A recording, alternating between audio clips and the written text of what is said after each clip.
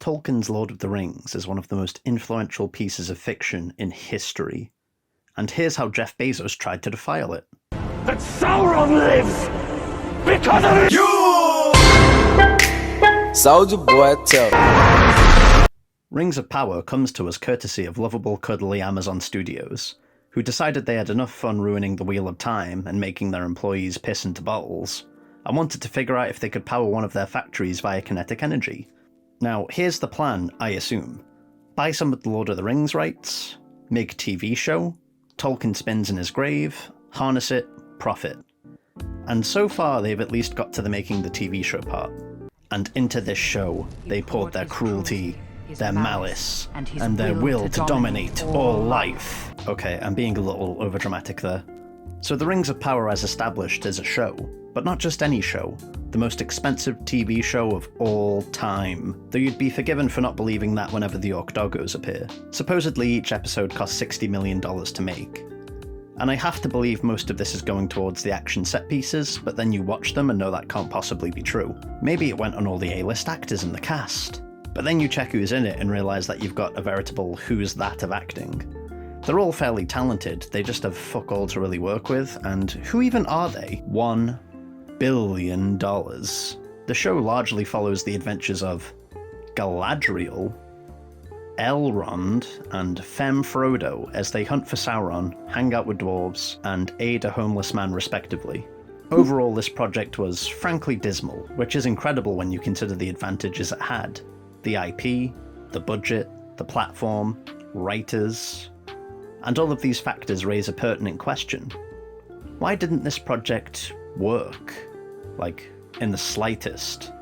So the biggest problem with Rings of Power that I can identify is the story and its ideas, or indeed, the lack thereof. Themes and ideas explored in scenes is generally what makes a good story, and while the scene aspect of that equation exists, the ideas are frankly lacking. There are themes though, even if you write a story about a man staring at a wall, or a dog putting a lead on and walking itself, you're inevitably going to cover themes. So having them in your product is an accomplishment in the same way that remembering to breathe through your own nose is. To get back to the ideas, the show is completely devoid of them. When I say ideas, I'm referring to concepts that the story wishes to explore during its narratives. For a brief example, Jurassic Park is a story about a group of people going to a tourist island with dinosaurs, and then trying to survive when those dino boys get loose. The principal idea explored is the efficacy of human beings using science to play God. Of course other ideas are explored in the film, but this is the key one. And in Lord of the Rings, Tolkien explores the idea of mortality through the characters of Sauron and Arwen. Sauron, you see, has an immortal life, but desires more. His choices in the narrative and outside of it ultimately leading to him becoming an impotent shadow of himself, forever forced to dwell alone in the sky above Mordor, incorporeal and alone, similar to people who think that Tenet is good. Arwen, in contrast, has an immortal life as well, but chooses to forfeit it, in favour of finding love with Aragorn. And though they both end up dying eventually, Arwen leaves behind a family in Middle-earth, rather than fleeing to the west. Merely based on my very brief summary, you get the idea of how Tolkien ultimately felt about the topic of mortality. Admittedly, Tolkien didn't explore ideas too thoroughly, and neither did Jurassic Park, to be fair, but you can at least see that an effort has been made. Rings of Power lacks any kind of coherent exploration of ideas, and instead falls into showcasing lazy fantasy archetypes that were frankly old hat before the invention of the internet.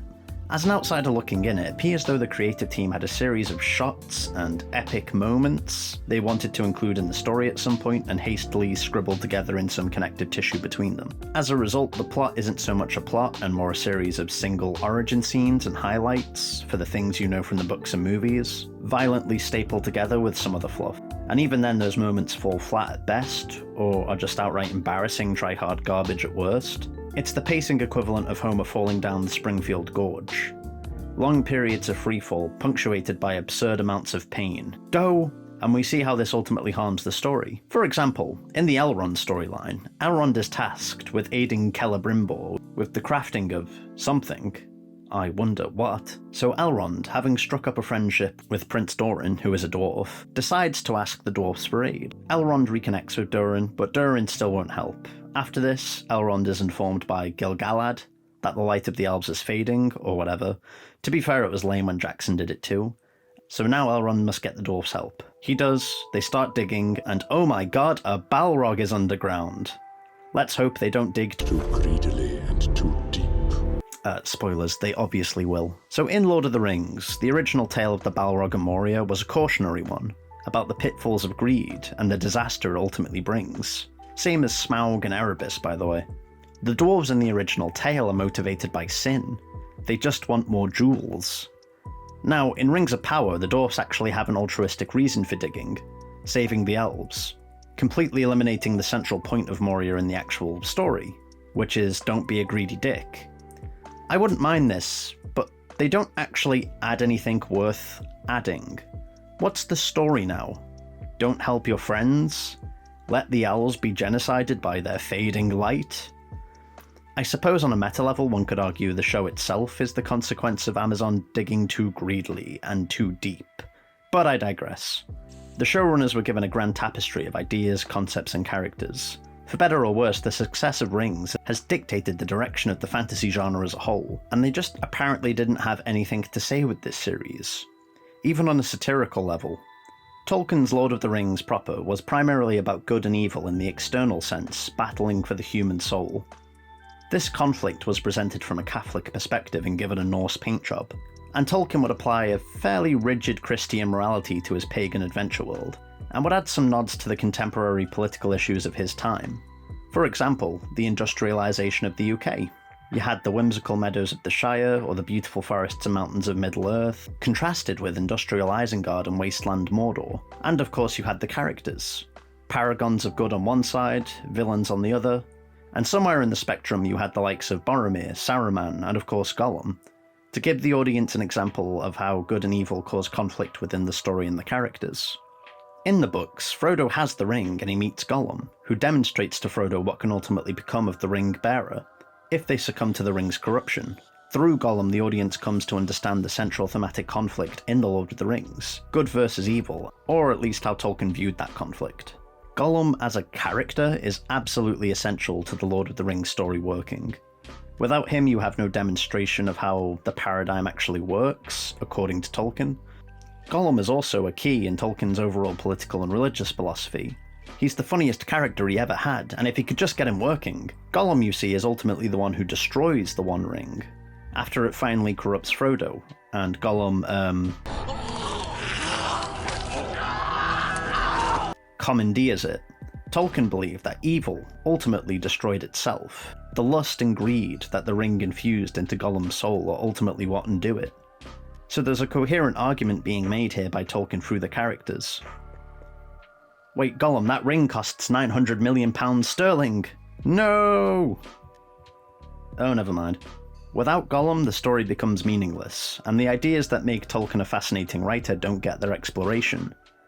There's a Gollum-shaped hole in the Rings of Power, and the showrunners seemingly lack the subtlety or skill to include such a character in the narrative, or even understand the rather simple ideas in Tolkien's story. Well, I guess that's the end of the video, right?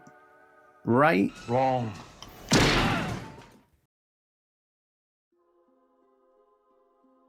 So as established earlier in this video essay, the key to Tolkien's story is the characters trapped between good and evil, especially stupid sexy Smeagol. Now let's look at the alleged protagonist of the Rings of Power and see how she stacks up. Galadriel's plot, as in aren't you Galadriel, Tolkien isn't alive to see this, revolves around getting revenge on Sauron, who may or may not be dead, or may not be this Aragorn-looking bloke, who she encounters by chance in the middle of the ocean. No, seriously. Which is an odd motivation for a Tolkien protagonist. Allow me to explain why. You're watching my crappy video, it's not like you've got anything better to do. Good characters in Tolkien's work are very rarely motivated by sin, but rather virtue. Biblical virtue, mind you. Tolkien, being a precious little Catholic snowflake, couldn't help but infuse his beliefs into his story, even at times when they start harming it. Frodo and Aragorn are motivated by humility and diligence, respectively.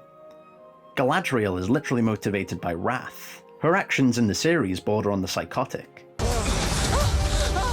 Commander! Wait! No! We keep moving! She threatens to torture Benjen Stark, who's an orc elf thing now, by murdering all his orc children in front of him. And even if it takes me all of this age, I vow to eradicate every last one of you. But you shall be kept alive. I will whisper in your pikered ear that all your offspring are dead. She goes on rants about how she can't stop killing orcs, and she is apparently the Tempest. Hang on, are we sure she isn't Sauron? The series culminates with this guy revealing he's Sauron and offering Galadriel to join him in an alliance to conquer the world. And honestly, outside of just not particularly caring for Sauron personally, I see no reason why this unrelenting monster wouldn't want to be down for world conquest. There's a tempest in me! How dare you plagiarize Shakespeare? As I said before, Rings of Power lacks a Gollum figure, and oddly enough the show seems to be trying to cram Galadriel into that hole, though the "I am the Tempest" line makes me think that maybe the showrunners aren't meaning to make Galadriel a character, balancing on the edge of good and evil, but rather they're attempting to create some kind of asinine girl boss archetype in a similar vein to Daenerys from A Game of Thrones. And I'm honestly not sure what the worst case scenario would be here. That the showrunners are trying to make Galadriel the conflicted central character of the story, or that the showrunners think that these actions are what a morally good character would be doing. In general, the characters are the biggest issue on the show. They're either dull, cheap, out-of-place knockoffs of other better characters from other properties, poorly motivated, or just blatant mystery boxes meant to get witless audiences saying, "I wonder who that could be." What do you mean you wonder who that could be? It's either Gandalf or Saruman. Maybe even one of the other 3 wizards.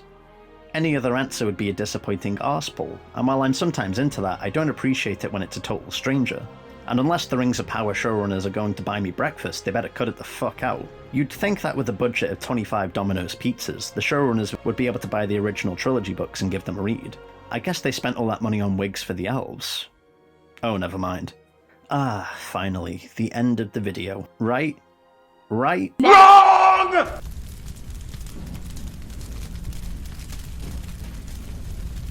So, the show is not good.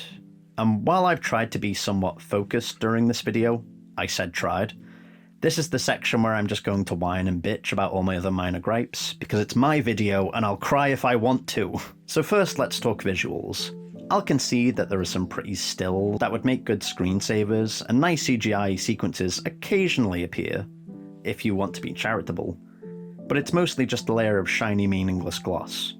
And not even nice gloss, the horrid runny crap that turns yellow after the first month. For example, when you look at the elves, they just look like totally unremarkable dudes, with slightly pointed ears. The shots with them are flat, the colours are flat, the music is more suited to be played in an elevator, and nothing in the scene adds a sense of grandiosity to their presence. Compare this to the Jackson film's interpretation. The elves are pale, and constantly followed by ethereal lights. Galadriel herself is almost like an angel on the earth in contrast to the other characters. The elves in Lord of the Rings seem powerful, magical, borderline alien. The elves in Ring of Power are more like Eton schoolboys, completely and utterly unremarkable. But at least the fight scenes look good. Yes, I suppose in the same way that a picture of a Big Mac looks good. That doesn't mean there's anything of substance in that particular image, or indeed the final product it's designed to advertise. I personally believe for action to truly function, the audience needs context, a sense of what the action could physically do to the characters so that we're aware of what's at stake in the alleged action scene. And in one scene in this show, Galadriel and a bunch of characters survive taking a volcano to the face. So get invested in the stakes at your own peril. So I asked at the very beginning of this video, where did the money go? I don't believe the answer is into the show. And you realise that whenever you have to sit through scenes of 2 characters standing in a room and talking for 15 minutes, on sets that wouldn't look out of place at a school production, and when characters take an eternity to accomplish a certain simple task, with a particular favourite of mine being when we're in one of the hobbits, or Harfoots. Okay, sure, gives an apple to a homeless Gandalf, and it happens over the course of 2 minutes. That's all that happens, mind you. Apparently the writers learnt how to budget and pace a TV episode from the Game of Thrones Season 8 School of Writing. On the subject of Game of Thrones, the Rings of Power owes its entire existence to the TV show equivalent of the Hindenburg, and actually borrows more from Benioff and Wife than it does Tolkien more often than not. In fact, as early as 2017, Bezos declared that he wanted Amazon's own version of Game of Thrones. And the monkey paw curls. Similarly to the latter half of Thrones, psychology as a concept has been thrown violently out the window. Characters use contemporary language in their dialogue to one another, like they're about to order a latte, and the story is filled with allegory to modern-day politics. Tolkien declared that he didn't really care for allegory, But honestly, as a viewer, I'm fine with it being in a story, on the condition that it actually bothers to explore the theme that the allegory is based on. Rings of Power does not do this. Instead, it just references Trump-era politics, while adding no explicit commentary to it. Immigrants are taking our jobs. We need to build an equal society.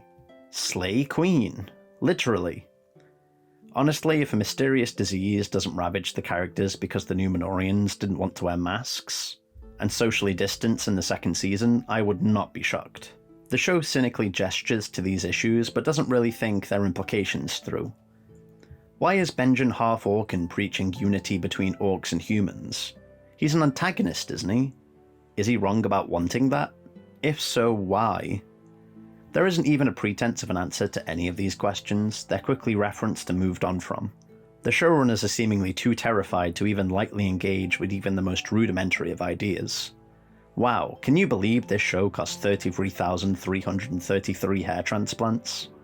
The series can never find any kind of consistent tone either, and I believe being influenced by George R.R. Martin, contemporary politics, and indeed the Lord of the Rings films proper is responsible for this. Taking influence from other works is okay, but you should always endeavour to make your influences your own. Amazon has struggled in general to find an identity with its content, and has way more misses than hits. And Rings of Power is no exception. At times it's pulp fantasy, at others it's Martin-style gritty political fantasy. So sometimes you have oddly violent fight scenes where a warg eats a woman's innards on camera, and other times you'll have the hobbits gallivanting around with flowers in their hair, and going on little quests. On that subject, they're right nasty hairy-footed bastards in the show. You constantly have characters among them advocating for abandoning people in the wild, because they made a mistake, or because they've suffered an injury.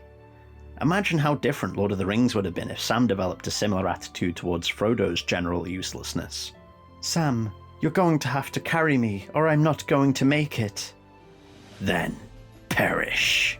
As Big Teddy R once said, comparison is the thief of joy, and the Rings of Power is deriving its story, aesthetic, and characters from not only the films of Peter Jackson, but also every modern fantasy series of the last 20 years, including Game of Thrones, which was designed by Martin specifically to be anti-Tolkien, and it's not coming out favourably to say the least. Though even without any comparisons, this show would just fall flat on its own. The showrunners originally worked for Bad Robot, aka J.J. Abrams' Mediocrity Factory, so the narrative is filled with stakeless action and mystery boxes, and their only writing credit before this was Star Trek. Beyond. And their inexperience rings through. Ha ha! That is the funniest joke in this video, and it's fucking awful. The Rings of Power follows a trend that I've noticed developing in fantasy for a while now. The ever-overwhelming shadow of grimdark lingers in the DNA of this series, like the smell in one's toilet after a particularly horrible trip to the bog. The heart and whimsy of fantasy has been ripped out and replaced with edgelord cynicism.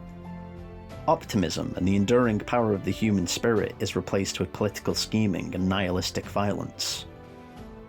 Characters talk about the dark and the light like they're in a badly written Star Wars fanfiction, aka Disney Star Wars. Tolkien, for his faults, and I'm not really a fan to be honest, does have a pretty deep and comprehensive moral system that the showrunners fundamentally don't seem to understand or recognise, and he also has a sense of whimsy and wonder for the beauty of the natural world that they don't seem to fully appreciate, and that Jackson and his team in their respective efforts clearly did. Hence why Galadriel finds herself in an odd limbo where the writers are trying to cram her into this golem-shaped hole that she just doesn't really fit into. At least the actress is decent though. I can't imagine many other actors being able to sell some of these lines at all.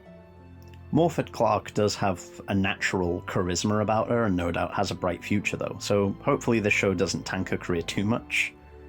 Also, how does this show not have any memorable music? The Lord of the Rings score is up there with all the iconic scores in cinema history. You had enough money to buy a piano made of mithril and then go hard with someone on popcorn at the cinema. You've got to do better, Amazon.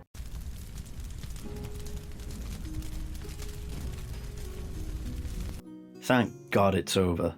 So I guess to conclude, The Rings of Power desperately wants to be its own thing, adding OCs do not steal all over the place, changing Tolkien's work willy-nilly, but rightfully doesn't have the confidence in their own creations to let them stand on their own. The audience is constantly demanded to remember the older, better things that happened in the Jackson movies or the books. Elrond, Galadriel, Balrog, Mordor, embarrassing CGI. The list is endless. And when it can't do that, it tries to be the Diet Coke of Game of Thrones. Apparently nobody told the showrunners that Diet Coke Game of Thrones already exists. It's called Season 5 onwards. And instead of transcending the old material and becoming something better, it instead winds up being the TV show equivalent of Aldi Smart Price crisps. And this is epitomised by their treatment of Galadriel, and the complete absence of ideas in the story in the 10 hours it pollutes the screens of its poor viewers. Now, it must be said, it's easy to laugh at the humiliation that Amazon has forced on itself. So I will. You bellends. Chin up though, Mr. Bezos, you're still only the second most embarrassing billionaire living in America. You've got to feel sorry for fantasy fans though. All they want is to watch these stories that they love come to life through the cinematic medium, and they get these. Well, at least we still have Hot D. Just want to give a quick shout out to my glorious patrons.